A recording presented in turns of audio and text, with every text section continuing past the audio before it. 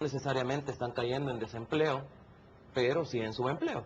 Entonces, que es una forma típica de su utilización laboral, ¿verdad? Entonces, sí, pues definitivamente que es una de las cosas que estamos tratando de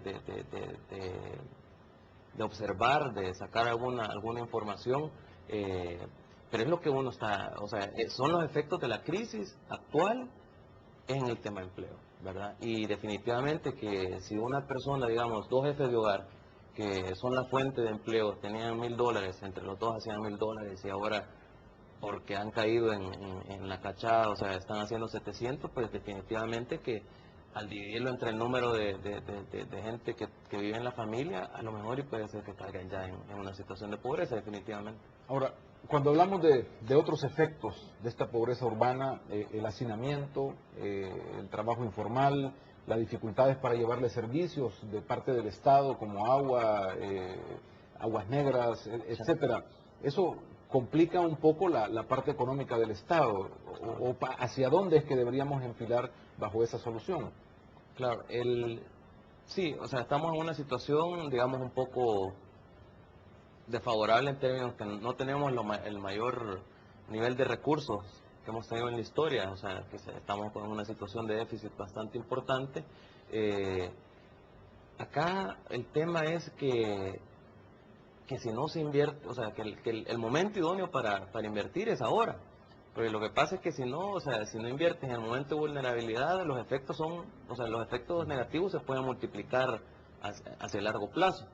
Entonces, es una cuestión de priorización de recursos del Estado, aun cuando los recursos son menos, ¿verdad? O sea, lo que estamos viendo es que la tasa de crecimiento, pues muchos dicen va a ser negativa de 2%, ¿verdad? Y en un pastel, en un PIB mucho más pequeño, entonces o sea, es mucho más limitado, pues al final los recursos que puede recibir el Estado, pero eh, se enfrenta esta administración con ese trade-off, ¿verdad? Tengo menos recursos, pero tengo que priorizar más.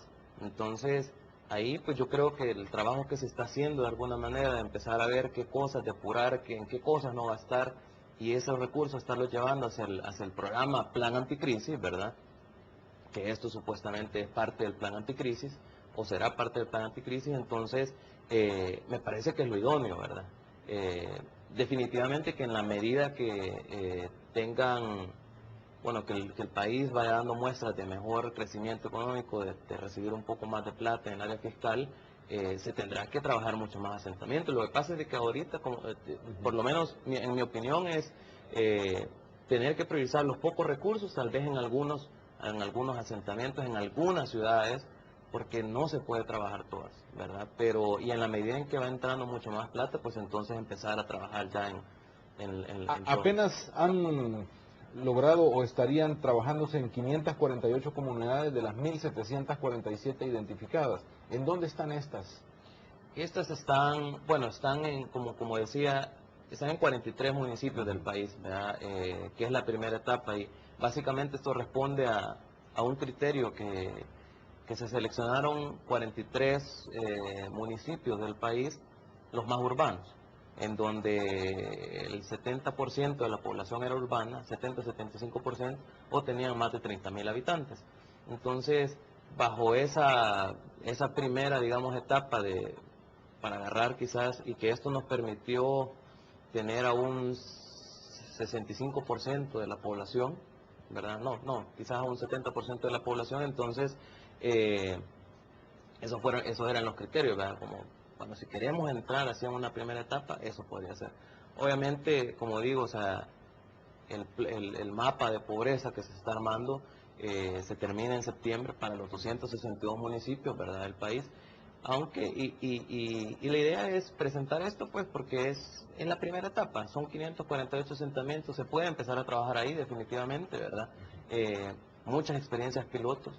También la otra cuestión es, hay asentamientos que es difícil de entrada. El tema de seguridad también acá es importante. No en todos los asentamientos es que llego y ya puedo intervenir. No en todos es eso. En algunos casos, pues, va a existir un problema de seguridad importante. Es un submundo que ya tiene sus propias condiciones y características. Exactamente. Ujú. En cuanto a dónde está focalizada la mayor cantidad de pobreza urbana, sigue siendo San Salvador, por razones de cantidad de población. Por cantidad de población sería en el área metropolitana de San Salvador, aunque cuando uno ve, por ejemplo, de estos asentamientos urbanos precarios, la mayoría están hablando por municipios, están una buena cantidad en San Salvador, en Santa Ana también hay, en Ciudad Delgado, San Miguel, o sea, en las grandes, digamos, en las grandes ciudades están, ¿verdad? Y sobre todo en el área metropolitana de San Salvador, o sea, al tener cerca del 50-45% de la población del país, pues obviamente que agarra una buena parte del pastel. El área metropolitana que le hablamos de Sonsonate, que toma la parte de Santa Ana, Sonsonate y algunos otros municipios de ahí, también es importante. Y en el oriente, pues toda la parte de San Miguel, sobre todo. Jimmy, muchísimas gracias por habernos acompañado y darnos detalles de este plan. Como decimos, en primer lugar y objetivo, pues comenzar a visibilizar de otra forma este problema de la pobreza urbana. Muchas gracias. No, con gusto. Gracias a ustedes también por estar en nuestra sintonía. Vamos a hacer una pausa y regresamos con los deportes.